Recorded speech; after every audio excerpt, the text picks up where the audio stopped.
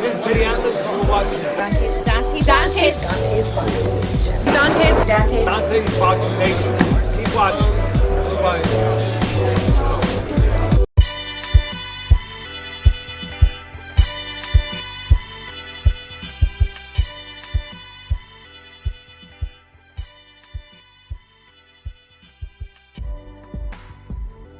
Dante's Boxing Nation, what's going on, guys? So last week, Teddy Atlas, he broke a lot of boxing fans' heart when he revealed his pound-for-pound list, and one fighter in particular was not on that list, and that's, of course, Gennady Golovkin.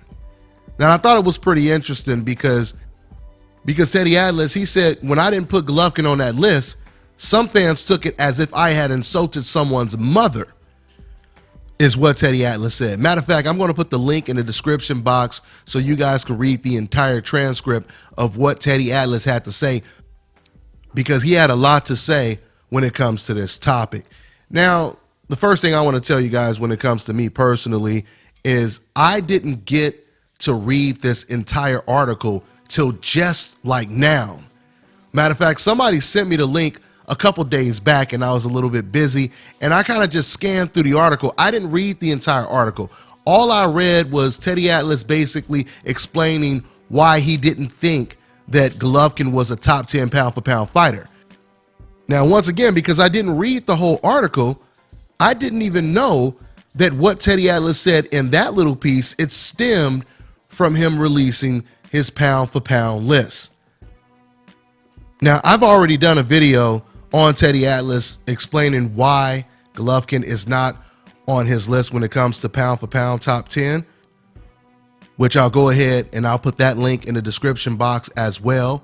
But like I just told you guys, since I haven't did a video on Teddy Atlas pound-for-pound list and him having certain fighters like Errol, Spence on that list and not Gennady Golovkin, these are some of the things I want to talk about. I want to talk about this pound-for-pound list, and I want to talk about the criteria when it comes to being on the pound-for-pound list. What are the qualifications? And we're going to break all of that down. You know, I agree with some things that Teddy Atlas said, and I disagree with some of the things that he said, which we're about to talk about right now. So let me go ahead and pull up Teddy Atlas's list. Okay, there it is right there. So as you see right there, he has Vasyl Lomachenko as number 1. Then he has Crawford, Andre Ward, Keith Thurman, Kovalev, Roman Gonzalez, Guillermo Rigondeaux, Canelo Alvarez, Manny Pacquiao, and Errol Spence at number 10. Now, the biggest dispute by many boxing fans is the fact that Teddy, he has Errol Spence on this list and not Gennady Golovkin. Now, this is where I do disagree with Teddy Atlas. Now, despite the fact that Errol Spence, no doubt he looks like the future, he looks like the most well-rounded, complete welterweight fighter in the world. Matter of fact, he looks like one of the most well-rounded fighters in boxing, period. Despite all of that, regardless how talented Errol Spence is, he's not a pound-for-pound top 10 fighter yet because he does not have the names on his resume. Once again, he may be the most complete fighter out there. And I would pick him to be any welterweight today, any welterweight. But he has to prove it. He has to prove how good he is. We can't just go off of what we think. Actions speak louder than words, right? So I disagree with Teddy when he said that. Now, I do agree with Teddy when he says that Errol Spence is far more talented. He's far more gifted than a Gennady Golovkin. He's more well-rounded than a Gennady Golovkin. And I think if all of us were to answer this question in our hearts, not something that you're going to type on the internet or something you may say out loud, but if all of us were answering this question that I'm about to ask you right now in your heart, which is if Errol Spence and Gennady Golovkin were naturally in the exact same weight class, which means we already know Errol Spence is one of the hardest punchers, if not the hardest puncher at welterweight. We know that Golovkin is the hardest puncher at the middleweight division. You put both of these guys in the exact same weight class, and you had to lean towards one of these guys. Like, let's just say someone put a gun to your head and they force you to bet on this fight, and you got a whole lot of money on this, right? You stand to lose everything if you're wrong. I'm pretty sure the majority of boxing fans, regardless, you could be a racist fan, it doesn't even matter. Deep down in your heart, I believe the majority of boxing fans, they would lean towards Errol Spence if Errol Spence and Gennady Golovkin were to face each other at the exact same weight. No one having a size advantage or a natural weight advantage. Okay? With that being said, this is why I tell you I agree with Teddy Atlas to a certain extent. Because if we're being honest and we're not sugarcoating this and we're not trying to be biased, to me, there's no doubt about it, Errol Spence is far more complete of a fighter than Gennady Golovkin. One more time, I think even racist fans who hate blacks, deep down, they would have to admit that that logically makes sense. So if I can tell you that Vasyl Lomachenko is more well-rounded than a Roman Gonzalez or a Gennady Golovkin, and that doesn't upset you, then it shouldn't upset you if I tell you that Errol Spence is more well-rounded than Gennady Golovkin. You feel me? Now, when it comes to Vasyl Lomachenko being number one on Atlas' list, I don't agree with that either, but you can make an argument. You can make a strong argument that Vasyl Lomachenko is top 3 pound for pound in the world. No doubt about it. With that being said, Teddy Atlas, he explained, and once again, I'll put the link in the description box because you guys really should read everything that he actually said in this piece. But Teddy Atlas, his criteria is a lot different, or a little different than mine when it comes to qualifications for being on this pound for pound list. Now me, I go by the RSD or the RDS. You guys tell me which one sounds better, but we're gonna go with RSD for now, which is resume, skill, and domination. That's what I base my pound for pound list on, and that's what a pound for pound list is supposed to be based on.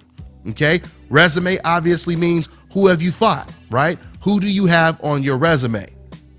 Then you have skill. How gifted are you? How well-rounded are you? And then you have domination. How are you beating these guys? Are you struggling every time you step up in competition? Or do you dominate your opponents when you step up in competition? Does it look as easy as it did when you were facing lesser opposition? I think Roman Gonzalez is a perfect example. When Roman Gonzalez stepped up in competition, he faced Carlos Cedras, who's not pound for pound one of the best fighters in the world, but he was just a step up in competition. He was an undefeated fighter at a higher weight class. How did Roman Gonzalez do against a better opponent? He struggled against him, didn't he? That's where the domination factor comes in. Now let me give you some contrast.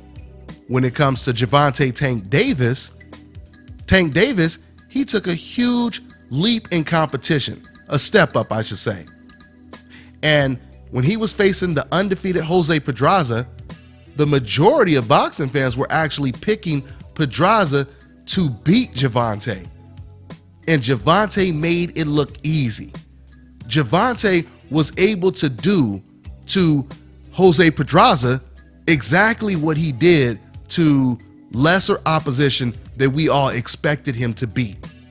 That is, once again, the domination factor. Now, when it comes to Gennady Golovkin, he may not be as technically skilled and sound as Vasyl Lomachenko or an Errol Spence, but he definitely does have the skill factor, okay? So he meets the criteria for skill. But when it comes to resume and when it comes to domination, this is where Gennady Golovkin falls short. Now, understand something, guys. When I say domination, I'm not talking about domination over David Lemieux, domination over Adama or Wade. What was his name? I forgot his first name. But Dominic Wade, yeah. I'm not talking about dominance over them. I'm talking about domination when you step up in competition. And once again, by Golovkin's own admission, he said going into the Kell Brook fight that was his best opponent to date. He said he believed that was going to be his toughest fight. Golovkin said that, okay? And in that fight, as Teddy Atlas put it in this same piece that I'm going to put the link in the description box for, as Teddy Atlas said, Golovkin looked ordinary in the Kell Brook fight. Now, what also was interesting is Teddy Atlas, he also said, now, I don't know, maybe he was sick when he fought against Kell Brook, but he looked very ordinary in that fight. And then he said, but it doesn't matter, sick or not sick, he looked very ordinary. And what I find interesting is Teddy Atlas, with him saying that Golovkin, maybe he was sick, he's giving Golovkin the benefit of the doubt. And it turns out that we know that Golovkin wasn't sick because Golovkin and his own trainer, they said no, it was nothing wrong with Golovkin at all. They attributed all of this to who? To Kell Brook. They basically just said, hey man, the guy was just very athletic and we expected it to be tough going in the early rounds. This is what Abel Sanchez said, okay? So that completely debunks and shuts down any notion of Golovkin possibly being sick. So with that being said, once again, this is what I mean when I say domination. That was not domination. You're not supposed to look ordinary when you go up against a welterweight and you're considered the strongest middleweight in the world. Now, once again, since we've been comparing Golovkin to Errol Spence, I want to ask you guys this question. If Errol Spence was a natural middleweight, do you think he would have allowed Kell Brook to make him look ordinary? Once again, that is a rhetorical question. I think we all know the answer. I mean, just think about it. Kell Brook, he's a welterweight, and he doesn't even want to fight Errol Spence in his own division, or at least he's been very reluctant to do it. But he was willing to fight Gennady Golovkin. Why is that? You heard what Teddy Atlas said. He said that Gennady Golovkin looked ordinary in the Kell Brook fight. You know, I always tell you guys, you cannot become mesmerized just looking at how a fight ended. You have to look at what took place before the fight ended. I told you guys this a million times, and I will keep telling you this. I remember when Deontay Wilder was very green, and he had knocked out Sergey Lakovich. He knocked him out in the first round. And I made a video criticizing Deontay Wilder's performance in a one-round knockout because there were things that I wanted to see Deontay Wilder improve on. One of the main things was controlling his opponent with the jab. At the time, he wasn't doing it. So, once again, it's not always just about you knocking someone out. It's how you look even before you knock them out. When Kell Brook decided to fight Gennady Golovkin, he was in a win-win situation. They allowed Kell Brook to keep his welterweight title, so even if he lost to Golovkin, he was still the welterweight champion of the world. If he were to lose to Gennady Golovkin, people could say, so what, man? You lost to a middleweight. Not only a middleweight, but the strongest and the best middleweight in the world. You had to jump up 2 weight classes, right? So he was in a win-win situation. This is why he jumped at the opportunity to fight a much bigger, much stronger Golovkin than an Errol Spence. There hasn't been any fight where Errol Spence has looked like a flawed fighter. There have been fights with Gennady Golovkin where he did look flawed, okay? There are fights where he looked vulnerable. And you would be a fool if you don't think other professional boxers are paying attention to a fighter's flaws. And that is the reason, one more time, that is the reason why Kell Brook, he rushed to fight a Gennady Golovkin over an Errol Spence. Now, this is not to suggest that Golovkin is not skilled, because I already told you he does have the skill factor when it comes to my criteria for being pound for pound one of the best fighters in the world. There's no doubt about it. Gennady Golovkin is a very skilled fighter, and he is the best middleweight in the world. He has an unbelievable jab. He's great at cutting off the ring. He puts his combinations together very well. He's very accurate with his punches. But with that being said, if you're comparing him to other fighters, and this is exactly what Teddy Atlas said, by the way. He said that there's no doubt about it that the man is skilled and he's very tough and he's strong, but there are fighters out there that are more well-rounded and more skilled than he is. I'm paraphrasing, but this is pretty much what Teddy Atlas said about Gennady Golovkin. So once again, you know, Golovkin, he has the S for skill, but he does not have the R and the D for resume and domination. Now, when it comes to Teddy Atlas putting Vasyl Lomachenko at number 1, I told you guys earlier in this video, I disagree with that assessment, and the reason why is because when it comes to Lomachenko, now his situation is a little bit different than Gennady Golovkin, because when it comes to Vasyl Lomachenko, he meets the full criteria when it comes to being pound for pound, top 5, top 3, one of the best fighters in the world. He has resume, he has skill, and he has domination, or he has displayed domination in his fights, in his recent fights. Now, the only reason I would disagree with Teddy is I believe when it comes to Andre Ward, his resume is far better than Vasyl Lomachenko's resume. You have to understand, Andre Ward, I mean, because remember, we're talking about the pound for pound list. So if there's a fighter on the pound for pound list that has beaten more pound for pound fighters than any other fighter on the pound for pound list, how can you rate anyone above that man? And when I say he's beat more pound for pound fighters, what I mean is Andre Ward has beat 4 fighters that were currently considered pound for pound one of the best fighters in the world when he beat him, right? That is Miguel Kessler, that's Carl Froch, that's Chad Dawson, and that is, of course, Sergey Kovalev. All right? 4 fighters that were on the pound for pound list when Andre Ward beat them. Now, when it comes to Vasyl Lomachenko, he's beat Gary Russell and Nicholas Walters, and that's extremely impressive. And this is why, like I said, I wouldn't argue if someone put him somewhere in the top 3.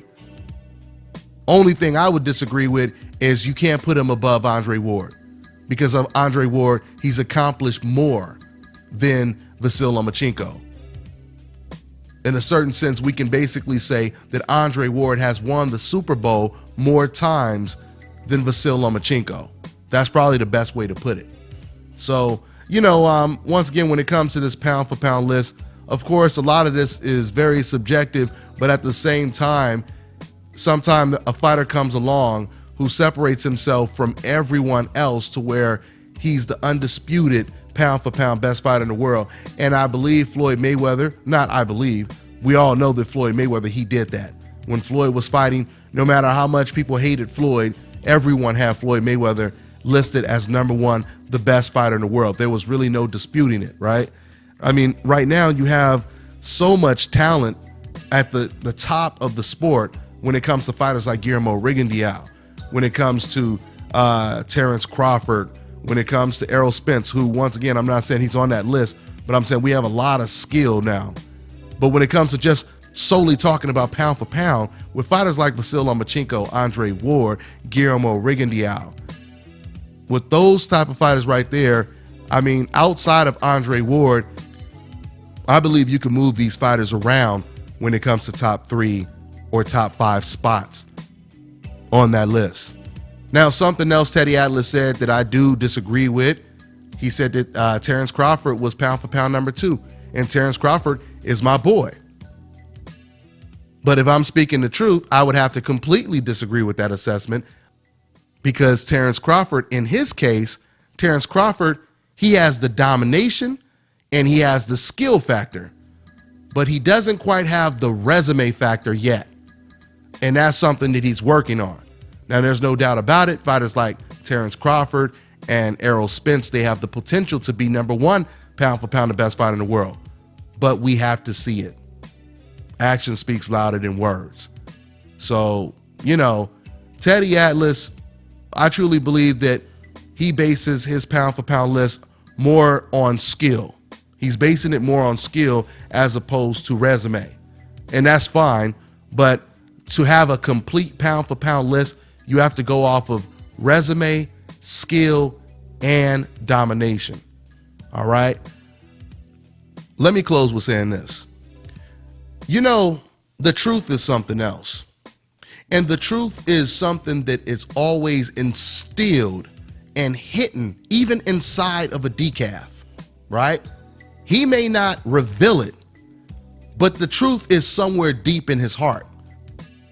Now, he may not reveal the truth because he may have some personal agenda, a decaf type of agenda, because all of us have an agenda. It just comes down to what type of agenda do you have? Does it serve a positive purpose or a negative purpose? Is what it really comes down to. But the reason why I'm bringing this up is because you can tell just off of what fans say in the comment section when they react to certain news, you can tell how they feel deep down. In other words, you can tell that deep down, they actually agree with a Teddy Atlas or a Paulie Malignaggi or Ruslan Provodnikov. You know, I could just name a whole bunch of guys, but coincidentally, these are all people who have said very similar things about Gennady Golovkin and his resume. So you can tell just how these fans react and respond, that deep down they agree. But what they're really trying to say is, listen, Teddy, we know that this is true, but hey, man, whose side are you on? Are you sleeping with the enemy? You're not supposed to tell them things that's going to expose our boy. This is how the decaf looks at things. They're not basing this off the truth. They're basing this off of emotion. This is the reason, and let me give you a perfect example. Okay, so when I did this video, when I did the first video talking about Teddy Atlas and what he had to say about Golovkin not being on this list, I noticed you had some people in the comment section, their comments was real vague, like Teddy Atlas is just hating on Gennady Golovkin. No disagreement, not really disagreeing with anything that Teddy Atlas said. They'll just say, oh, you're just hating, right? Or they'll make up some ridiculous conspiracy theories. They'll say some crazy stuff like, oh, you know, Teddy Atlas, you know, he's Al Heyman's puppet, etc., knowing damn well that Teddy Atlas saying that this man's resume is weak has absolutely nothing to do with Al Heyman. What does Gennady Golovkin have to do with Al Heyman? Not a damn thing, right? That's like me telling you I watched the news and they said it's going to rain this weekend, and you say, oh, that's because they fucking working for Al Heyman. That's why the news reporter said that. You know them news reporters, they ain't nothing but Al Heyman puppets. Does that make any sense? Of course it makes no goddamn sense, right? But you know the defense that the decafs really like to use is that blame it on the black guy. Oh yeah, they'll throw that out real quick. Blame it on the black guy. It's a white guy saying these things about Gennady Golovkin, and someone posts in the comment section, you black people just hate Gennady Golovkin. But he doesn't say anything about the white guy who actually said this about Golovkin, but it's the black people that hate him. You see how they operate? See, once again, they want to convince people that I don't give a damn, even if these things that Teddy Atlas said are true. The only people that would actually be honest and say these things are people who don't like Gennady Golovkin. So what a decaf wants, and this is why they're decafs, dumb casual ass fans, because they are basing things off of emotion. They're not basing things off of what makes sense, what logically makes sense, what is the truth. They are looking at things, once again, from a gang banger's mentality. You roll with your gang no matter what dirt they put in, right? If we got to do a drive-by, we got to kill some kids, we got to do this, we got to kill a grandma, whatever we got to do, we stay loyal to our gang. And this is the mentality that a decaf has.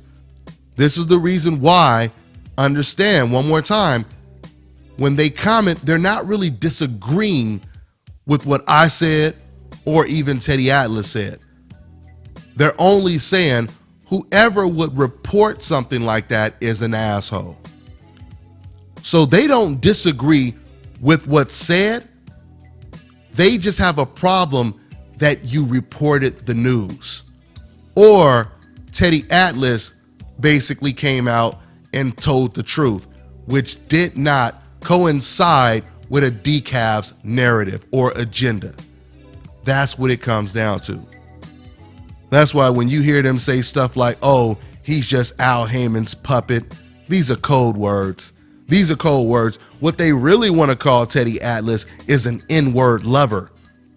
Because once again, for them, this is not about speaking the whole truth. This is about loyalty to them. That's all this is about. It is about loyalty. You know, I'll close with saying this, and I know I said I'll close a minute ago, but I'm really going to close with this. One of my neighbors, Filipino guy, real cool cat. And, you know, I told him what I did a while ago. And I remember this was before the Pacquiao-Mayweather fight. I was telling him, you know, this was around the time that Manny Pacquiao was having tax issues where he supposedly owed a whole lot of money. And he didn't know about that. So I basically told him about it. And since he knew that I reported boxing, you know what he said to me? He said, oh, well, don't tell people that. He said, no, don't tell people that. You see what I'm saying? He was basically saying he knows that it's true because I just told him it's true. But he was like, okay, even if it is true, can you please not report that? This is exactly what these decafs on the internet, and I'm not calling my neighbor a decaf, but I'm saying this is exactly how these emotionally attached fans, they see things like that. A lot of these decafs, if they ever met Teddy Atlas, deep down, they would like to say to him, hey, Teddy, come on, bro. We know that what you're saying is true, but don't tell the world that, because we need to stick together, Teddy. This is how they feel deep down. Okay? So I'm gonna go ahead and end this video. We're about 27 minutes in. So that's pretty much all I got for now, guys. I'm on to the next one. This is Bobby, and you're watching Dante's Boxing Nation.